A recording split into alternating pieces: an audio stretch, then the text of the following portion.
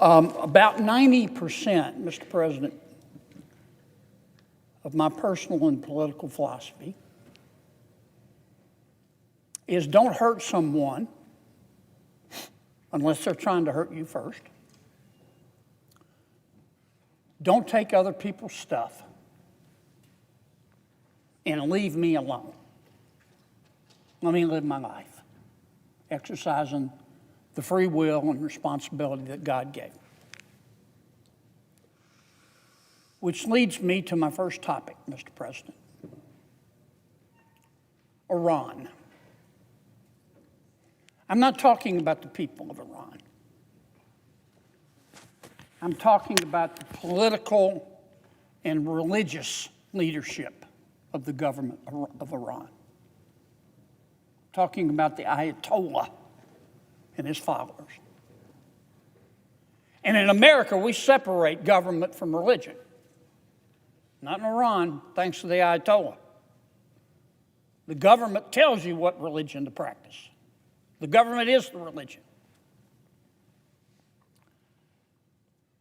Now, everybody has the right to believe what they want.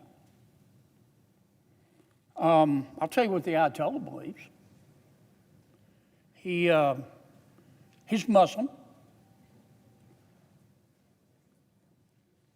But his strain of Islam says that if you do not agree with his interpretation of God, then you deserve to die. You do.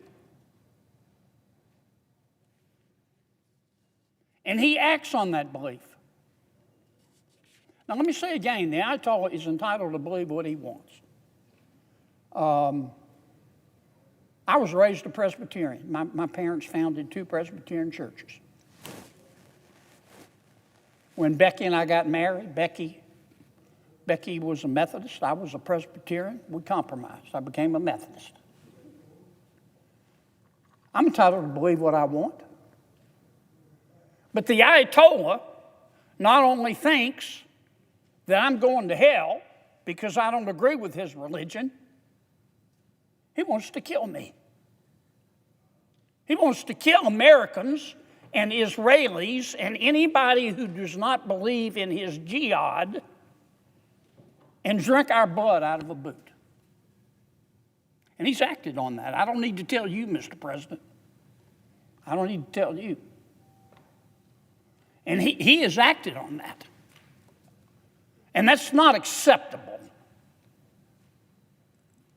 Now, a lot of the people in Iran, the good people in Iran, don't agree with the Ayatollah. If they disagree with him too loudly, he just kills them. Now the Ayatollah, it's actually been the case for the last, 10, 15, 20 years. The Ayatollah has decided he wants a nuclear war yet. Why should we care? I hear from some of my fellow Americans all the time, why do we need to be involved in Iran? Why should we care? Well, number one, we're not trying to start a war in Iran. The president is trying to end a war in Iran. If the Ayatollah gets a nuclear weapon, he will use it. He could use it against America. He could use it against Israel.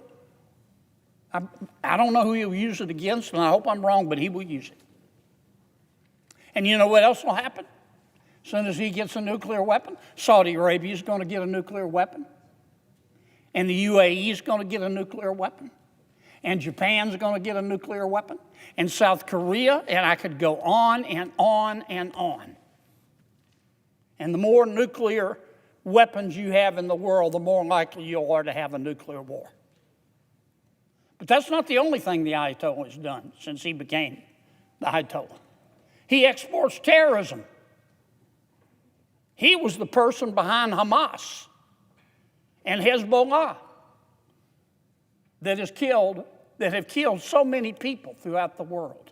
Not just in the Middle East, but across the world, including but not limited to Americans. That's why we ought to care. The Ayatollah also has conventional ballistic missiles and is building more as we speak. Now, those missiles can't reach America yet, but they're working on one, and they can sure reach our military bases in the Middle East, and they can sure reach Israel. Yes, sir. Yes, ma'am. That's why we should care.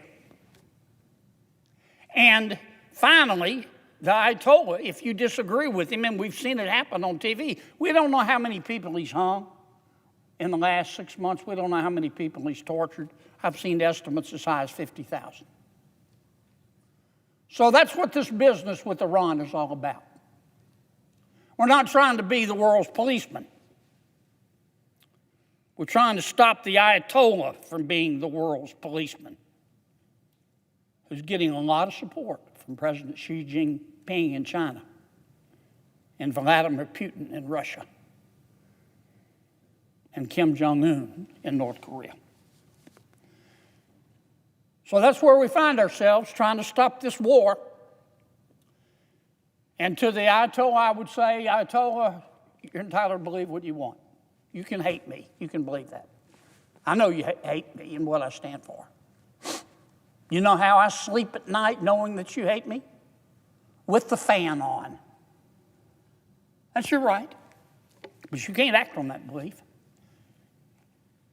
Put down the nuclear weapons. Put down the nuclear enrichment. Stop exporting terrorism to Hamas and Hezbollah.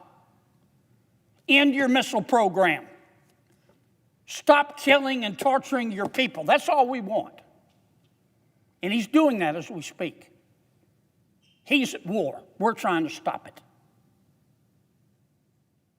I'm not about to tell the president, give the president any advice. He has intelligence that I don't have. And I respect the fact that he's being very, very, very deliberate and careful in making a decision. If we make a deal with Iran, let's make sure we have a protocol to enforce it. Because my experience in watching the Ayatollah through the years, I wouldn't trust this man if he was 3 days dead. I wouldn't trust him if he was 3 days dead. Anybody whose religion tells them that in order to be saved, they've got to go kill hundreds of millions of people, you can believe it if you want. But as far as I'm concerned, it's time to get a new religion. And that's what we're doing in Iran. Let me say it again. We're not trying to start a war. This war began a long time ago. We're trying to end it.